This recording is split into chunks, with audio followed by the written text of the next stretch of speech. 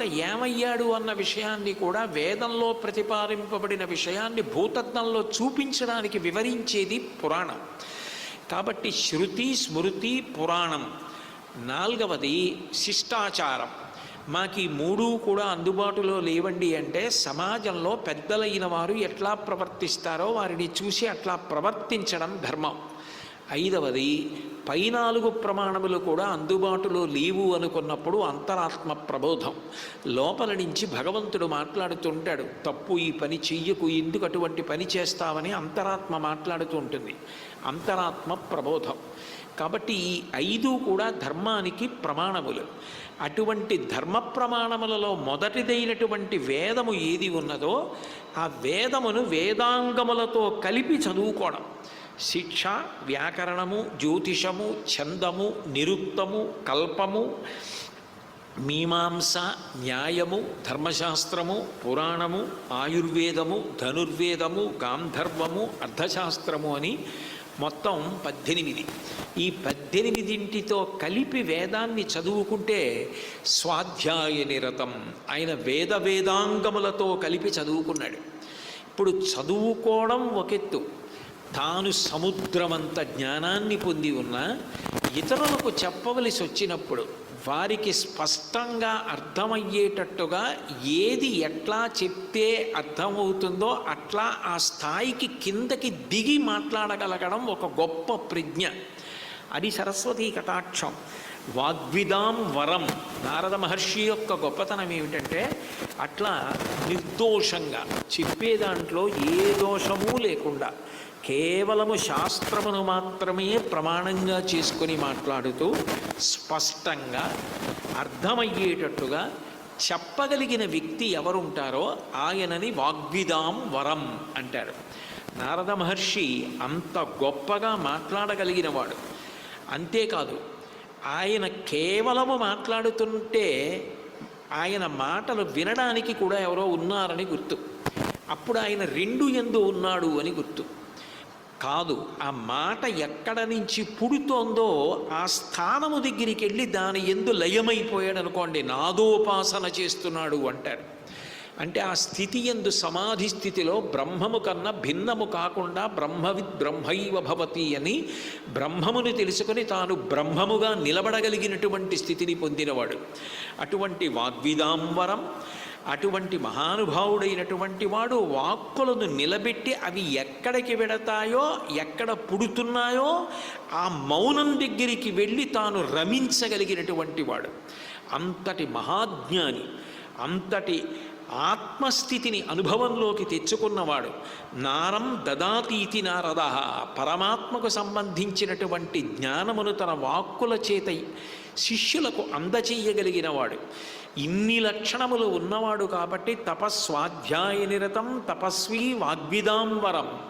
అటువంటి గురువైన నారద మహర్షి వాల్మీకి మహర్షి యొక్క ఆశ్రమానికి వచ్చారు. వచ్చినప్పుడు వెంటనే వాల్మీకి మహర్షి నారద మహర్షిని చూసి అంజలి ఘటించి అర్ఘ్యపాద్యములనిచ్చి ఆసనమిచ్చి నమస్కారం చేసి కూర్చోబెట్టారు. మనకి ప్రధానమైనటువంటి ఉపచారములకు పూజ అని పేరు. పూజ అంటే 64 ఉపచారములతో చెయ్యాలి. చతుషష్ట్యుపచారాఢ్య అని 64 చెయ్యలేకపోతే కనీసం 16 షోడశోపచారములు.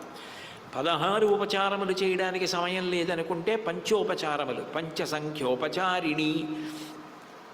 అందులో పెద్దలు ఎవరైనా కనపడినప్పుడు తప్పకుండా చేసేటటువంటిది సాష్టాంగ నమస్కారం. ఎప్పుడు పడితే అప్పుడు చెయ్యకూడదు సాష్టాంగ నమస్కారం. అవతలవారు ప్రశాంతంగా ఉన్నారు, అవతలవారు సాష్టాంగ నమస్కారాన్ని స్వీకరించడానికి తగిన అవకాశంతో కూర్చుని ఉన్నారన్నప్పుడు సాష్టాంగ నమస్కారం చేస్తారు. అట్లాగే సేవించడం, వినయంతో నిలబడడం, తల వంచి అడగడం, నమస్కరించడం, పాద్యం, అర్ఘ్యం మొదలైనవి సమర్పించడం, ఇవన్నీ పూజ కిందకు వస్తాయి. వాల్మీకి మహర్షి నారద మహర్షిని పూజించి అప్పుడు నారదం పరిపప్రచ్ఛ, పరిప్రశ్న చేశారు. పరిప్రశ్న చేయుట అన్న మాటకు అర్థం తద్విద్ధి ప్రణిపాతేన పరిప్రశ్నేన సేవయ ఉపదేక్ష్యంతి తే జ్ఞానం జ్ఞానిన తత్వదర్శన అంటాడు గీతాచార్యుడు. పరిప్రశ్న చేయుట అంటే ఏదో అవతలవారు మనకి బాకీ ఉంటే ఆ బాకీ కోసం ఎక్కడ కనపడితే అక్కడ ఆపి అడిగినట్లుగా కాకుండా ఒక విషయాన్ని గురువుగారి దగ్గర తెలుసుకోవాలి అని అనుకున్నప్పుడు ఆయన గురువు నేను లఘువు అన్న భావన మొట్టమొదట మనసు యందు స్థిరీకరించుకోవడం.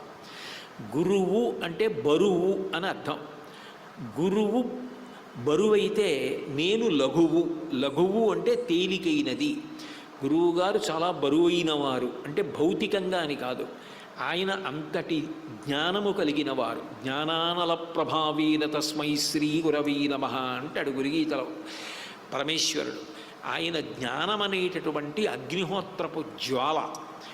ఆయన దగ్గర ఒక విషయాన్ని తెలుసుకోవాలి అంటే, అయా నేను తెలుసుకోవడానికి అధికారినని మీరు విశ్వసిస్తే, మీకు ఇబ్బంది కలగకపోతే, మీరు ఇప్పుడు నాకు చెప్పాలి అని అనుకుంటే అప్పుడు నాకు చెప్పండి అని అడుగుతూ తద్విద్ధి ప్రణిపాతేన సాష్టాంగ నమస్కారం చేసి గురువుగారు ప్రశాంతంగా ఉన్నారు అని తెలుసుకుని అప్పుడు పరిప్రశ్నేన సేవయా గురువుగారి యొక్క సేవ చేస్తూ పరిప్రశ్న పరమ వినయంతో గురువుగారి ద్వారా తాను తెలుసుకుని తరించాలి, తాను అనుష్ఠించాలని తాను చెవులతో జుర్రుకోవడానికి సిద్ధపడతాడు. శివానంద లహరిలో శంకరులు అంటారు, అంకోలం నిజబీజ సంతతి రయస్కాంతోఫలం సూచికా సాధ్వీ నైజ విభుం లతా క్షితిరుహం సింధు సరిద్వల్లభం ప్రాప్నోతీహ యదా తథా పశుపతే పాదారవిందద్వయం చేతో వృత్తిరుపేత్య తిష్టతి సదా సా భక్తిరిత్యుచ్యతే అంటారు. అట్లా రెండుగా మొదలై విని మననం చేసి ఆ చెవుల గుండా లోపలికి వెళ్ళినటువంటి ఆ అమృతం లోపలికి వెళ్ళి నిలబడితే సంసారమునందు తిరిగి తిరిగి ఎన్నో జన్మలెత్తినటువంటి ఆ పునర్జన్మల ధూళి అణిగిపోయి అక్కడ తాను అమృతత్వాన్ని పొందుతున్నాడు. గళంతి శంభోత్వచ్చరిత సరిత కిల్బిషరజో దళంతి ఢీకుల్యా సరణిషు పతంతి విజయతాం దిశంతి సంసార భ్రమణ పరితాపోపశమనం వసంతి మచ్చేతో హ్రదభువి శివానందలహరి అంటారు. గురువుగారు మాట్లాడుతుంటే ఆవు పాలు పితుకుతున్నప్పుడు ఒక్క చుక్క పక్కన పడకుండా ఎంత జాగ్రత్తగా శరములు పట్టుకుని పాలు పితుకుతారో అంత జాగ్రత్తగా చెవులతో జుర్రుకుని ఎవరు లోపలికి తీసుకుని హృదయమునందు నిలబెట్టుకుంటున్నాడో వాడు సంసార భ్రమణ పరితాపోపశమనాన్ని పొంది అమృతత్వము వైపుకి అడుగులు వేస్తున్నాడు. అది శ్రద్ధ, అది గురుభక్తి. కాబట్టి అటువంటి స్థితిలో ఉపదేక్ష్యంతి తే జ్ఞానం, అప్పుడు మహానుభావులైనటువంటి గురువులు సంతోషించి జ్ఞానమిస్తే ఆ జ్ఞానిన తత్వదర్శిన, తత్వమును తెలుసుకున్నటువంటి గురువు ఆ తత్వాన్ని శిష్యుడికి బోధ చేస్తుంటాడు. అంటే వాల్మీకి మహర్షి నారద మహర్షి వచ్చినప్పుడు అంత శ్రద్ధతో అంత భక్తితో గురువుగారైనటువంటి నారద మహర్షిని సేవించి ప్రశ్న వేశారు. అంటే రామాయణం ఎక్కడ ప్రారంభమైంది అంటే గురు శిష్యుల యొక్క సంబంధంతో. అసలు గురువు దగ్గరికి శిష్యుడు ఎట్లా వెళ్ళాలి, గురువులు ఎంత గొప్పవాళ్ళు, గురువుల్ని ఎలా సేవించాలి, గురువుల వైభవం ఎంత గొప్పది అన్న ప్రస్తావన దగ్గర ప్రారంభమైంది. అందుకని తపస్వాధ్యాయ నిరతం తపస్వీ వాగ్విదాంవరం నారదం పరిపప్రచ్చర్ వాల్మీకి మునిపుంగవం. అప్పుడు పరిప్రశ్న చేశారు. చేస్తూ నారద మహర్షిని అడిగారు, కోన్వస్మిన్ సాంప్రతం లోకే గుణవాన్ కశ్చ వీర్యవాన్ ధర్మజ్ఞశ్చ కృతజ్ఞశ్చ సత్యవాక్యో దృఢం వ్రతః చారిత్రేణ చ కోయుక్తః సర్వభూతేషు కోహితః విద్వాన్ కః కః సమర్థశ్చ కస్యైక ప్రియదర్శనః ఆత్మవాన్ కో జితక్రోధో ద్యుతిమాన్ కో ననసూయకః కస్య బిభ్యతి దేవాశ్చ జాత రోషస్య సంయుగే అని అడిగారు. మహానుభావ గురుదేవ నారద మహర్షి, మీరు మాత్రమే చెప్పగలరు, అందుకని మిమ్మల్ని అడుగుతున్నాను. కోన్వస్మిన్ సాంప్రదంలోకే గుణవాన్ కశ్చ వీర్యవాన్, 16 అద్భుతమైనటువంటి గుణములు కలిగినటువంటి నరుడు ఈ కాలమునందు ఈ లోకమునందు ఎవరైనా ఉన్నాడా, అవి ఏ గుణములు అన్నవి ప్రస్తావన చేస్తున్నారు. వీర్యవాన్, వీర్యవాన్ అంటే కేవలము పరాక్రమవంతుడు అని కాదు. వీర్యవంతుడు అన్న మాటకు అర్థం ఏమిటంటే యుద్ధం జరుగుతున్నప్పుడు తనకి క్షతి లేకుండా ఒక పక్కన కాపాడుకుంటూ ఎంతమంది వీరులు పక్షంలో నిలబడి ఉన్నప్పటికీ కూడా చిరునవ్వు చెదరకుండా అంతటి బలగాన్ని కూడా పడగొట్టగలిగినటువంటి వాడెవరుంటాడో ఆయనని వీర్యవాన్ అని పిలుస్తారు. రాముడు అటువంటి వీరుడు. అందుకే మీరు శ్రీరామాయణం చదివితే మీకు విచిత్రం కనపడుతుంది. రాముణ్ణి శూర్పణఖ మోహించడానికి కారణం రాముడు చేసిన యుద్ధం చూసి మోహించి. ఆయన అంత చిరునవ్వుతో అంత అందంగా యుద్ధం చేస్తాడు, ఎక్కడ శ్రమ పడిపోయినట్టు ఉండదు, అంత హేళగా చేస్తాడు.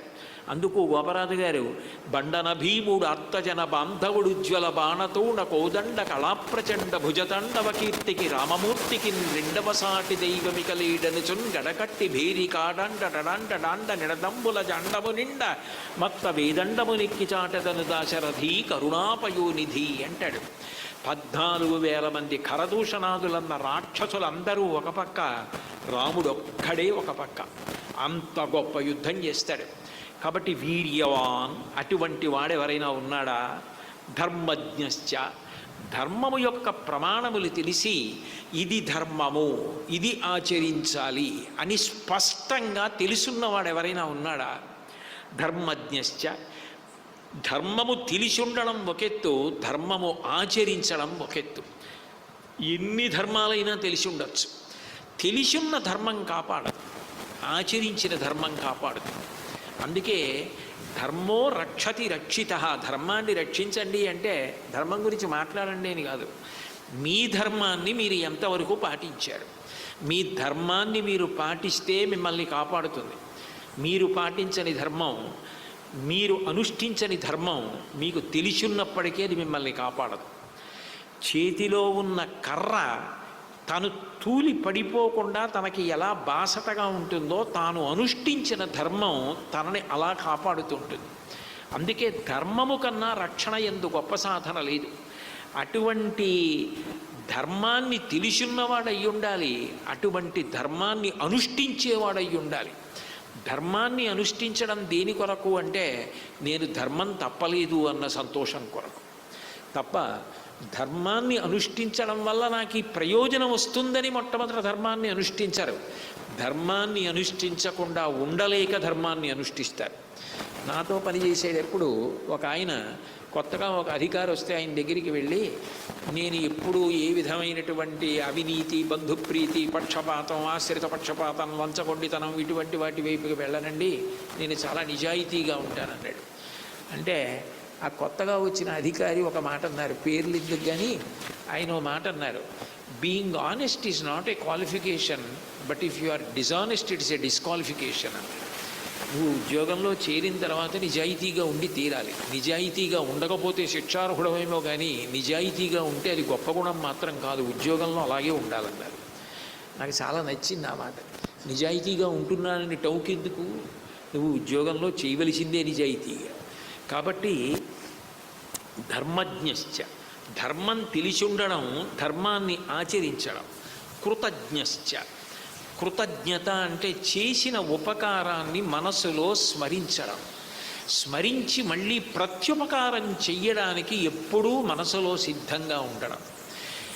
దేనికైనా జీవితంలో చేసిన దోషానికి పోగొట్టుకోవడానికి మార్గాలు ఉంటాయేమో కానీ చేసిన ఉపకారం మర్చిపోయి కృతజ్ఞతతో ప్రవర్తించేవాడికి మాత్రం నిష్కృతి లేదు. అది రామాయణంలో లక్ష్మణస్వామి అంటాడు, బ్రహ్మగ్నేచ సురాపేచ చౌరే భగ్నవ్రతే తథా నిష్కృతిర్విహితా సిద్భి కృతజ్ఞునో నాస్తి నిష్కృతి. కృతజ్ఞుడైన వాడు ఎవరుంటాడో అటువంటి వాడికి మాత్రం నిష్కృతి లేదు. కాబట్టి చేసిన ఉపకారమును జ్ఞాపకం పెట్టుకునేవాడెవరు? సత్యవాక్యో, మాట్లాడితే సత్యమును మాత్రమే మాట్లాడేవాడెవరు?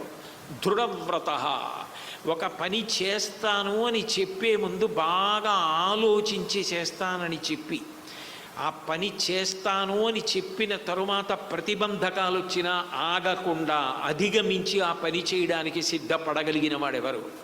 దృఢవ్రత.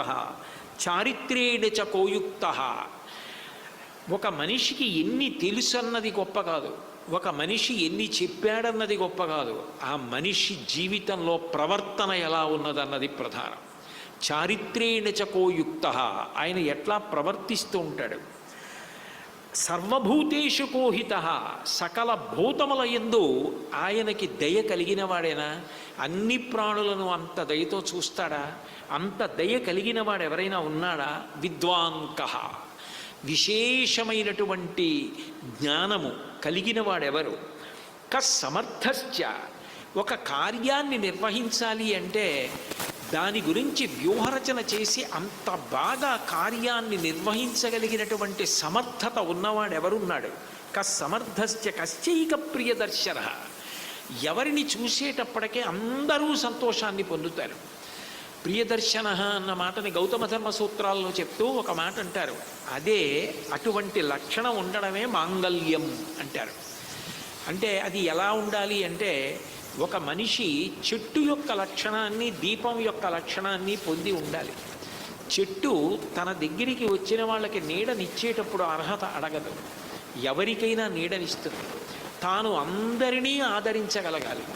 తాను దీపం ఎలా వెలిగిస్తుందో అట్లా అందరికీ చైతన్యాన్ని, మంచి జ్ఞానాన్ని, మంచి నడవడిని అందించడానికి కావలసినటువంటి మాటలు మాట్లాడాలి. అటువంటి రీతిలో తాను ప్రవర్తించాలి, ఇతరుల్ని ప్రవర్తింపచేయాలి. అట్లా చేయగలిగిన వ్యక్తి ఎవరున్నాడో ఆయనని చూసి అందరూ సంతోషిస్తారు. తప్పన్నది చెయ్యని వాడు లోకంలో ఉండడు. కానీ ఎప్పుడూ తప్పులే వెతకడం, ఎప్పుడూ వాటి గురించే ఆలోచించడం, ఎప్పుడూ వాటి గురించే మనసులో భీష్మించి బ్రతకడం మూర్ఖత్వం. తప్పుని ఎంత తొందరగా వీలైతే అంత తొందరగా క్షమించగలగడం, అంత తొందరగా మర్చిపోగలగడం, అంత ప్రహృష్టతతో, అంత ప్రేమతో పలకరించగలగడం మనిషికి ఉండవలసిన లక్షణం. అవి ఎవరికి ఉంటాయో వాళ్ళని ప్రియదర్శనులు అంటారు. వాళ్ళని చూసేటప్పటికీ అందరికీ కూడా ఎంతో సంతోషంగా ఉంటుంది. అట్లా అందరూ సంతోషించేలా ఉండే వ్యక్తి ఎవరైనా ఉన్నాడా? ఆత్మవాన్కో, ధైర్యము కలిగిన వాడెవరు? తాను ఒక కార్యాన్ని మొదలు పెడితే ఆ కార్యంలో ప్రతిబంధకాలు వస్తే, కష్టాలు వస్తే వదిలిపెట్టేయకుండా తాను నమ్మినది ఫలితాన్ని ఇచ్చి తీరుతుందన్న విశ్వాసంతో ముందుకు వెళ్ళగలిగిన వాడెవరు? జితక్రోధౌ, కోపము కన్నా భయంకరమైన శత్రువు లోకంలో ఇంకొకటి ఉండదు. కామక్రోధములు రెండు అక్క చెల్లెళ్ళు. కామం ఎక్కడుంటుందో క్రోధం అక్కడ ఉంటుంది, క్రోధం ఎక్కడుంటుందో కామం అక్కడ ఉంటుంది. ఓ కోరిక ఉందనుకోండి, తీరకపోతే కోపం వస్తుంది. కాబట్టి కామక్రోధములు రెండు అక్క చెల్లెళ్ళు. అవి రెండు ఎక్కడున్నాయో మిగిలినవన్నీ అక్కడ ఉంటాయి. కాబట్టి కామక్రోధ లోభ మదమోహమాత్సర్యములకు ప్రధాన స్థానం క్రోధమే. క్రోధము ద్వారా వ్యక్తమైపోతూ ఉంటుంది. కాబట్టి అటువంటి క్రోధము యొక్క దుష్ఫలితాన్ని బాగా తెలుసుకొని కోపాన్ని నిగ్రహించుకోగలిగినటువంటి లక్షణం ఉన్నవాడెవరు? కోపము చేత మనము లోకంలో ఏదీ సాధించలేమో, కోపము చేత ఏదైనా సాధించినట్టు కనపడినా పరమ తాత్కాలికం. అప్పటికి ఇంకా వీడితో మనకి ఎందుకని చెప్పి ఒప్పుకుంటారేమో. కానీ ప్రేమతో సాధించినది ఏదో అది శాశ్వతం అని కోపము యొక్క అప్రయోజనాన్ని, ప్రేమ యొక్క విలువని తెలుసుకుని ప్రవర్తించగలగడం క్రోధాన్ని నిగ్రహించుకోవడానికి కారణం. కొన్ని వాటి వలన జరిగే ప్రమాదాలు తెలుసుకుంటే అవి మనం వదిలిపెడతాయి. కోపం కూడా అటువంటిది. తన కోపమే తన శత్రువు అని తెలుసుకుంటే కోపాన్ని వదిలిపెడతాడు. కాబట్టి అట్లా కోపం యొక్క దుష్పరిణామాన్ని తెలుసుకుని నిగ్రహించుకోగలిగిన వాడు ఎవరైనా ఉన్నాడా? జితక్రోధో ద్యుతిమాన్ కో ననసూయక, గొప్ప కాంతి కలిగినటువంటి వాడు, ఇతరుల యొక్క గుణములను దోషములుగాను ఆయన మంచి ప్రవర్తనని చెడు ప్రవర్తనగాను చూపించి సంతోషించేటటువంటి అల్పమైన బుద్ధి కలగకుండా మంచి బుద్ధితో గుణములను గుణములుగా చెప్పగలిగిన వాడు ఉన్నాడా? అసూయ లేనివాడు ఉన్నాడా? అటువంటి అనసూయ అంటే అసూయ లేనితనం ఉన్నవాడు ఎవరున్నాడు? కస్య బిభ్యతి దేవాశ్చ జాతరోషస్య సంయుగే, ఎవరు యుద్ధం చేస్తున్నప్పుడు కోపం వచ్చినట్టు నటించినంత మాత్రం చేత దేవతలు కూడా భయపడిపోతారో అంత పరాక్రమవంతుడైన వారు ఎవరైనా ఉన్నాడా? ఏతదిచ్ఛామ్యహం శ్రోతుం పరం కౌతూహలం హిమే, అటువంటి 16 గుణములు పరిపూర్ణంగా కలిగిన నరుడు ఈ కాలంలో, ఈ లోకంలో ఎవరైనా ఉంటే ఆయన గురించి తెలుసుకోవాలని నాకు చాలా కుతూహలంగా ఉంది గురువుగారు. మహర్షేత్వం సమర్థోసి, ఓ నారద మహర్షి, మీరు తప్ప ఇది చెప్పగలిగిన వారెవరూ లేరు, కాబట్టి జ్ఞాతుమేవం విధం నరం, అటువంటి నరుడు ఎవరో దయచేసి నాకు చెప్పవలసింది అన్నారు. అయితే రామాయణంలో ఈ గుణముల గురించి ప్రస్తావన చేసినప్పుడు నరుడైన వాడెవరని అడిగారు తప్ప సర్వసాధారణంగా గుణనిధి ఎవరు అంటే భగవానుడు. భగవంతుని యొక్క గుణములుగా అడగలేదు, నరుడి గుణములుగా అడిగారు. ఇది రామాయణానికి జీవనాడి. ఎందుకు అడిగారు అంటే, ఒక మనిషి కీర్తివంతుడు కావడం, ఒక మనిషి చరిత్రని తిరగరాయడం, ఒక మనిషి శరీరం వెళ్ళిపోయినా కూడా ఆయన సాధించిన సాధితాలు అట్లాగే ఆదర్శంగా నిలబడిపోవడం, ఆయన చెప్పిన మాటలు కరదీపికలై నిలబడడం దేని వలన సాధ్యమవుతుంది అంటే గుణముల వలన సాధ్యమవుతుంది. ఎన్ని ఉన్నా గుణములు లేవనుకోండి, గుణము అన్న మాటకు అర్థం ఏమిటంటే అభివ్యక్తం అవడం. ఇప్పుడు లోపల ఏదో ఒక గుణం ఉంది, నాకు చాలా ప్రేమండి అన్నాను అనుకోండి, నాకు చాలా ప్రేమండి అంటే అది అభివ్యక్తమైతే గుణం అవుతుంది. ప్రేమ అనేక రకాలుగా అభివ్యక్తం అవుతుంది. గురువుగారు కనపడగానే ఆయన కన్నా మహానుభావుడు లోకంలో వేరొకరు లేరు అని గురువుగారు కనపడగానే వంగి నమస్కారం చెయ్యగలిగితే భక్తి అన్న పేరుతోటి అది అభివ్యక్తమైంది. ఎవరో అన్నం లేక కొట్టుకుంటున్నాడు, ఆ పక్కన పిల్ల, అమ్మ 3 రోజుల నుంచి మంచినీళ్ళు తాగుతున్నానమ్మా, ఆకలేస్తోందమ్మా, నీళ్లు తాగమంటున్నావమ్మా, కడుపులో తిప్పుతోందమ్మా అంటోంది. గుళ్ళోకి వెళ్ళి కొబ్బరికాయ కొడదాం అనుకున్నవాడు ఆ 50 రూపాయలు తీసి ఏదైనా కొనుక్కు తినమని ఆవిడికి ఇచ్చేసి వెళ్ళిపోయాడు. అంటే దయగా అభివ్యక్తమైంది. నిజంగా నీలో ప్రేమ ఉంటే అది అభివ్యక్తము కాకుండా ఉండదు. నీలో ఏ బుద్ధి ఉందో అదే నీ యందు గుణముగా అభివ్యక్తం అయిపోతూ ఉంటుంది. నువ్వు దాన్ని కప్పిపుచ్చడం సాధ్యం కాదు. నువ్వు ఏ గుణాన్ని అభివ్యక్తం చేస్తున్నావో దాన్ని బట్టి నీ మనసు ఎలా ఉందో పసిగట్టబడుతుంది.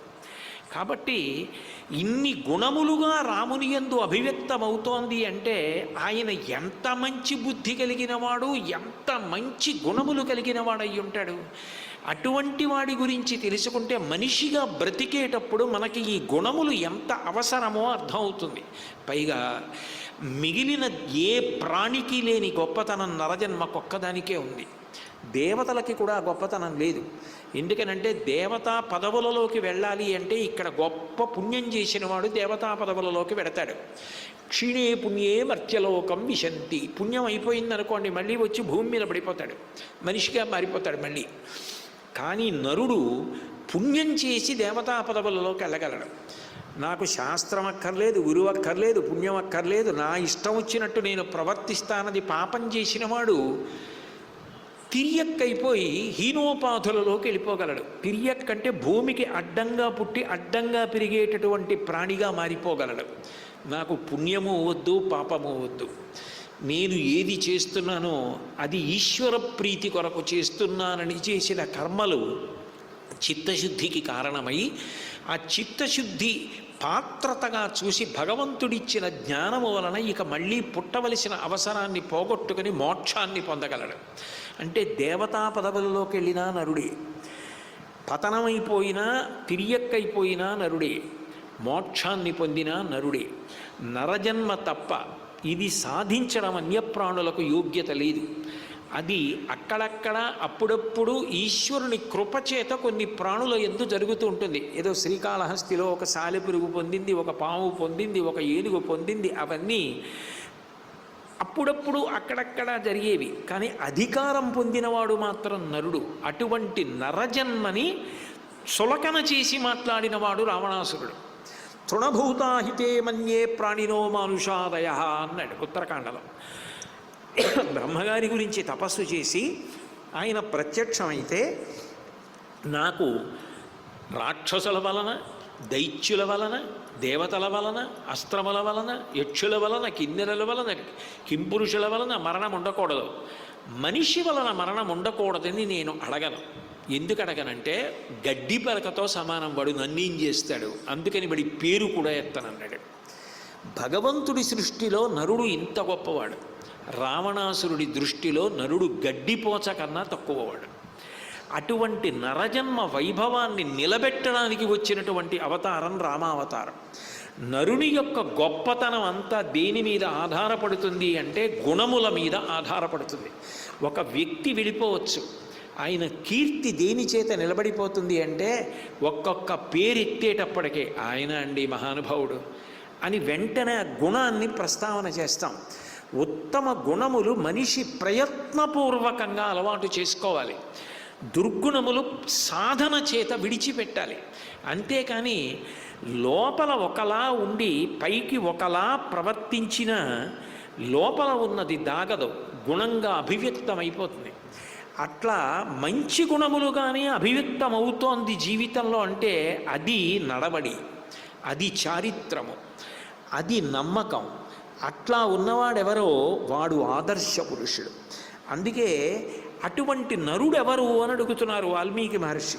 అడిగితే నారద మహర్షి దాని గురించి వెంటనే ఆలోచించి బహవో దుర్లభాశ్చైవ ఏత్వయా కీర్తితా గుణాః, నువ్వు అడిగిన గుణములు సామాన్యమైన గుణములు కావయా, ఇవి భగవంతునికి అన్వయమయ్యే గుణాలు. భగవంతుడు నరుడిగా ఈ భూమి మీద నడయాడితే ఇన్ని గుణములు అన్వయం కావాలి. అయినా మునే వక్షామ్యహం బుద్ధ్యా, నేను స్మరించి ఆలోచించి నీకు చెప్తాను, జ్ఞాపకం చేసుకుని ఎవరున్నారు ఇప్పుడు అటువంటి నరుడన్నది. తైర్యుక్త శ్రూయతాం నరః, అటువంటి నరుడు ఎవరో నేను ఇప్పుడు చెప్తాను నీకు విను అని సంక్షేప రామాయణాన్ని చెప్పారు నారద మహర్షి. సంక్షేప రామాయణం అంటే చాలా లఘువుగా సంక్షిప్తంగా రామాయణ కథనంతటినీ కూడా చెప్పేశారు. అందుకని ఇతిహాసములు అని పిలుస్తారు. ఇతిహాసములు అంటే రచయిత వేరు, గ్రంథము వేరుగా ఉంటే కల్పింపబడిన గ్రంథం. నేను పుస్తకం రాశాననుకోండి, ఒక కథ రాశాననుకోండి, అది నా మేధస్సులోంచి సృష్టింపబడింది. కానీ మీరు రామాయణం పరిశీలిస్తే వాల్మీకి మహర్షి రామాయణంలో అంతర్భాగం. వాల్మీకి మహర్షి రామాయణంలో కనపడతారు, భాగవతంలో వ్యాసుడు కనపడతాడు. అంటే వ్యాసుడు భాగవతం కన్నా భిన్నం కాదు, వ్యాసుడు భారతం కన్నా భిన్నం కాదు, వాల్మీకి రామాయణం కన్నా భిన్నం కాదు. యథార్థముగా ఆ కాలమునందు అప్పుడు జరిగినటువంటి విషయాన్నే వాళ్ళు మనకి గ్రంథ రూపంలో అందించారు. నారద మహర్షి వాల్మీకి మహర్షికి చెప్పిన రామాయణం సంక్షిప్తంగా చెప్పబడినది ఏది ఉన్నదో దాన్నే సంక్షేప రామాయణం అని పిలుస్తారు. ఇక్ష్వాకు వంశ ప్రభవో రామో నామ జనైశ్రుత, ఇక్ష్వాకు వంశంలో రామ అన్న పేరుతో ఒక మహానుభావుడు పుట్టాడు. నియతాత్మా మహావీర్యో ద్యుతిమాన్ ధృతిమాన్ వసీ, ఆయన అనేక గుణములు కలిగినటువంటి వాడు అని రామచంద్రమూర్తి యొక్క జననం దగ్గర ప్రారంభం చేసి దశవర్ష సహస్రాణి దశవర్ష శతాని చ రామో రాజ్యముపాసిత్వా బ్రహ్మలోకం గమిష్యతి. ఆయన కేవలము రావణ సంహారం చేసేసి అవతార పరిసమాప్తి చేయడం కాదు, ఒక నరుడిగా వివాహం చేసుకున్నాడు, సంతానాన్ని పొందాడు. 11,000 సంవత్సరములు నరుని యొక్క గొప్పతనాన్ని లోకానికి చెప్పడం కోసం ఈ భూమి మీద ఉండి పరిపాలన చేసి బ్రహ్మలోకానికి వెళ్ళిపోయాడు. అటువంటి నరుడిగా ప్రవర్తించినటువంటి రామావతారం గురించి నేను నీకు చెప్తాను. ఆయన యొక్క గుణములు విను.